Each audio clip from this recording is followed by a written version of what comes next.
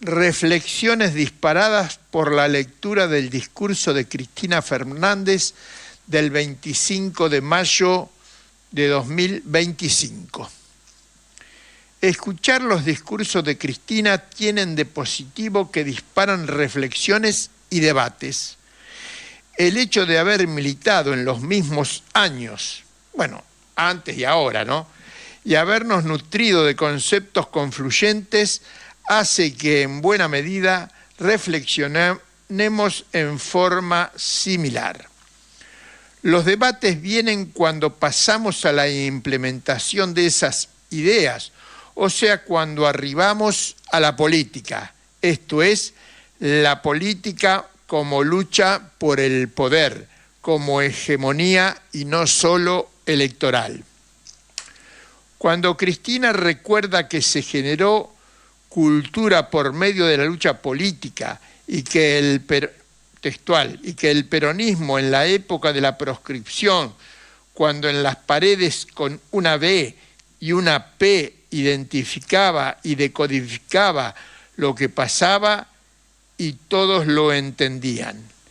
Habló de los sentimientos de esa militancia y ese pueblo, que eran nobles y esperanzados.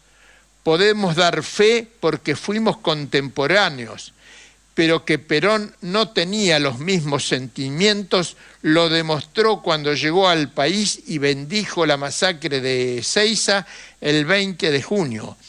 Y poco después, cuando el 13 de julio del mismo año, 73, le hicieron el autogolpe al presidente Cámpora, o cuando orientó la formación de la AAA y la batería de leyes que propendían al control y represión del movimiento obrero. Pero como en la lucha actual deberíamos marchar juntos por la independencia nacional y la liberación social, es que lo hacemos contando los sentimientos de todo el pueblo, incluidos los nuestros que son parte. Cuando retomó la Revolución de Mayo como la fecha política principal de nuestra historia, nos recordó cuando en la escuela secundaria nunca nos dejaban organizar el acto del Día de la Patria. Cristina dijo que el 25 de mayo es la fecha política por excelencia. Y claro, yo me acordé, porque en la escuela los directivos nunca me querían dejar organizar el acto porque, claro, daba pie a la lucha política revolucionaria, el acto del 25 de mayo. Pero llegó el día en que nadie lo quiso hacer. Entonces, puesto a organizar para eludir las maniobras desmovilizadoras de la directora, el coro sumó 4 divisiones que cantaban al rojo amanecer con el himno El pueblo unido jamás será vencido, y al finalizar el resto de la escuela respondía con un clamoroso viva a la consigna lanzada por la potente voz de uno de los chicos al gritar ¡Viva la revolución! En la escuela gritamos ¡Viva la revolución! Y toda la escuela contestó ¡Viva! De mayo, me dijo la bibliotecaria. Sí, Chichita, la de Revolución de Mayo, le aclaré. Pero ilustrativo de la política del guevarismo respecto del peronismo son los hechos del 25 de mayo de 1973, cuando la asunción del presidente Héctor Cámpora.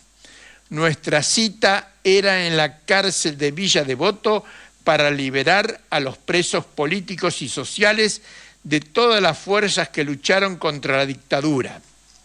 Frente a la puerta de la cárcel en la que los presos habían tomado el penal desde adentro, se concentraban 40.000 manifestantes, la mayoría procedentes de la Plaza de Mayo. Por la fuerza de los presos y la presión de la multitud, se realizó una suerte de asamblea en la que hablaron los presos Freddy Ernst, en representación de FARC y Montoneros y Pedro Cases Camarero en representación del PRT-ERP. Primero lo hizo Freddy, quien se refirió al triunfo popular y que el nuevo gobierno los liberaría, mientras que Pedro planteó ninguna tregua al ejército opresor ni a las empresas explotadoras y la libertad inmediata de todos los presos, propuesta aprobada por aclamación por la multitud presente. Por la presión de afuera y de adentro de los presos, al poco rato comenzaron a salir. Un triunfo del pueblo consumado por la más majestuosa democracia de masas. Cristina dijo: Néstor Kirchner es hijo del default de 2001. Es verdad que el default fue primero, pero para nosotros es hijo de la rebelión con sus virtudes y limitaciones. Fue más nacional, pero menos profunda que el cordobazo. Este proyectó una década revolucionaria, aquella una década progresista. Pero sí coincidimos con la caracterización de Bernardino Rivadavia, a quien no querían ni Mariano Moreno, ni Manuel Belgrano, ni José de San Martín. Y también con los motivos del fracaso de todos los planes liberales y neoliberales, incluidos el de Roca, el presidente Roca, que para muchos fue exitoso, pero para nosotros no, porque fue el mejor momento para iniciar la revolución industrial, los dos gobiernos de Julio Estrangero Roca. Entre otras cosas, ¿por qué era el mejor momento para iniciar la revolución industrial? Porque, entre otras cosas, aún no se había desarrollado por completo el imperialismo. Pero nuestra explicación de por qué la historia de los default se repitió 9 veces es precisamente porque no se realizó la revolución industrial. Si bien hubo un intento en las décadas de 1940 y 1950, no consumado por no avanzar sobre la renta agraria y en lugar de ello transar con Estados Unidos. Los liberticidas de Milei dicen que el problema principal es el déficit fiscal, a lo que Cristina refuta correctamente cuando le dice que el problema que tiene el gobierno es que no tiene dólares, que en las últimas décadas y quizás desde el inicio de los procesos de sustitución de importaciones en 1934 es lo que los economistas heterodoxos llaman restricción externa, que se originaba porque la industria no generaba ni genera los dólares para su propio desarrollo y debía recurrir a la renta agraria, la solución menos mala, pero con la oposición del campo. O desde el golpe militar de 1976 al endeudamiento externo.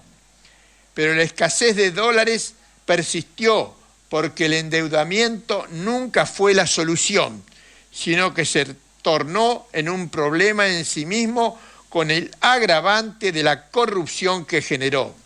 Corrupción que hoy se ha convertido en política de gobierno con la bicicleta financiera o carry trade y el contado con liquidación.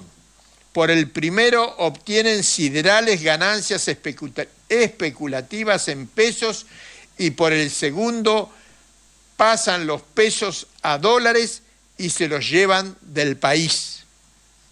A lo que se le agrega el RIGI para incentivar el extractivismo con la intención de generar dólares para pagar la deuda y garantizar la continuidad del carry trade, o sea, del curro. Hasta ahora vienen fracasando no en llevarse los dólares, sino en darle continuidad al saqueo porque se fueron por esa vía los dólares del blanqueo, 20.000 millones. Los del superávit de la balanza comercial, 23.000 millones. Y ahora se están fugando los del préstamo ilegítimo del Fondo Monetario Internacional más los del Banco Mundial por 13.000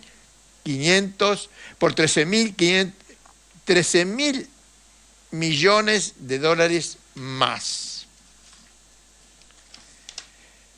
Desde hace varios meses venimos denunciando el posible desmembramiento del país por la política implementada por el capital financiero de Manhattan a través del actual gobierno. En su discurso, Cristina lo denunció de esta forma: yo creo que de seguir este nivel de endeudamiento, el 10º default no es una fantasía demasiado lejana. Ahí anda diciendo que con vaca muerta, que cuando las inversiones de la minería, puntos, etcétera, pero si además con el RIGI al tercer año no se liquida un solo dólar de exportación en la Argentina, a no ser que Cristina dijo que tienen la expectativa que van a entrar dólares, pero no está pasando. A no ser que el plan sea entregar algo más que deuda. ¿Territorio tal vez?, se preguntó. ¿Le darán un pedazo de Ushuaia, un pedazo de Tierra del Fuego para hacer alguna base?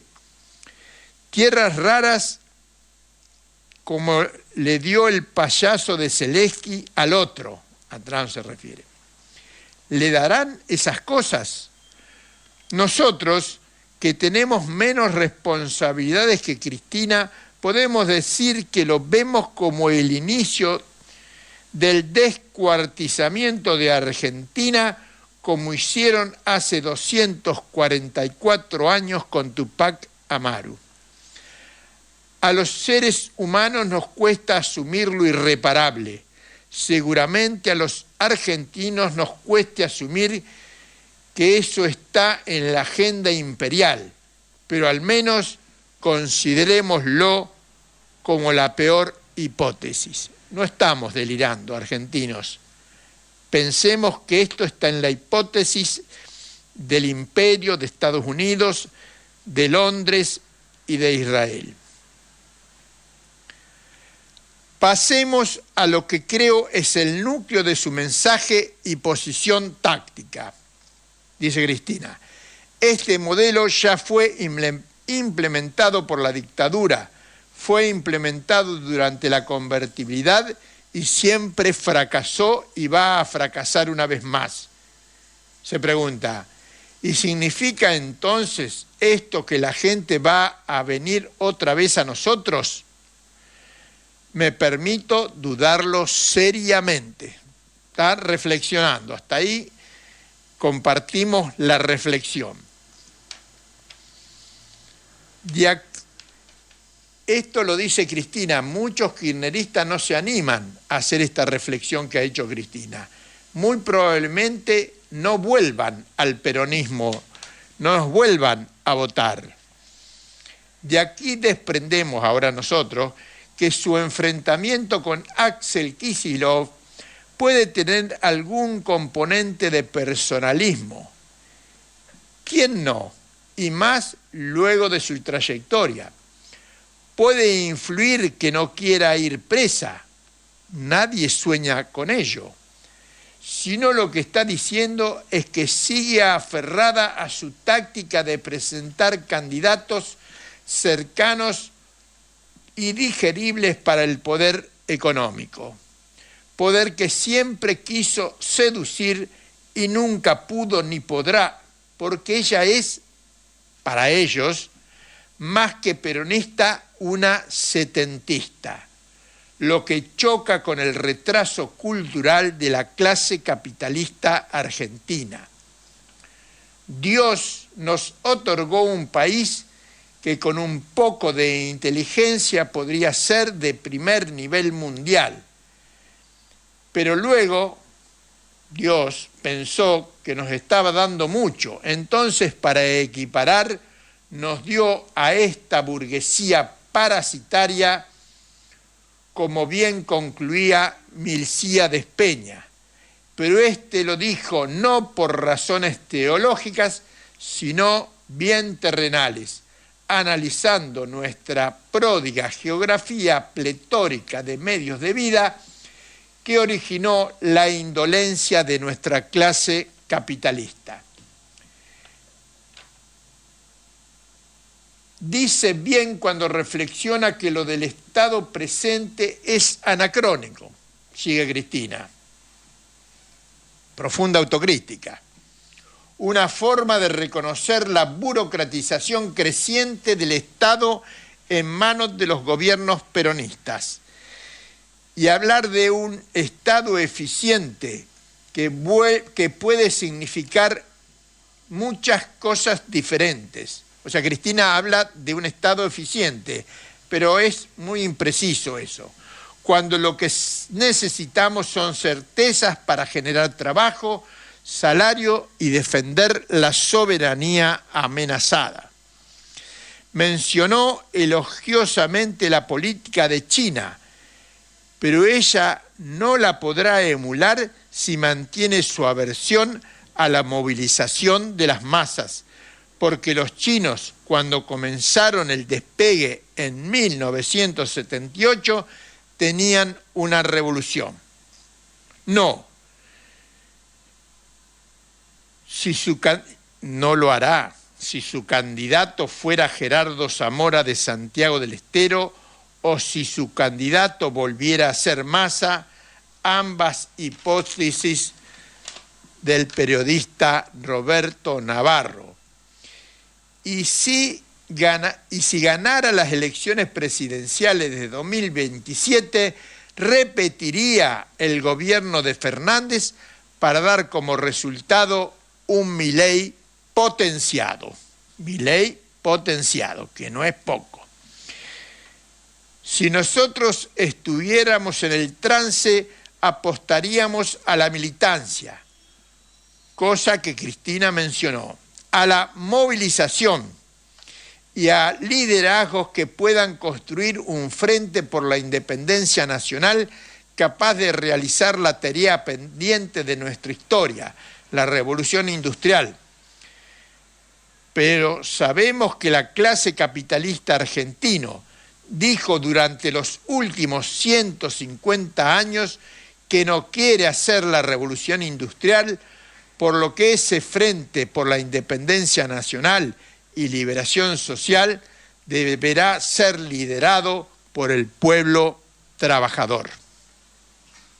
Bueno, hasta acá el editorial de hoy.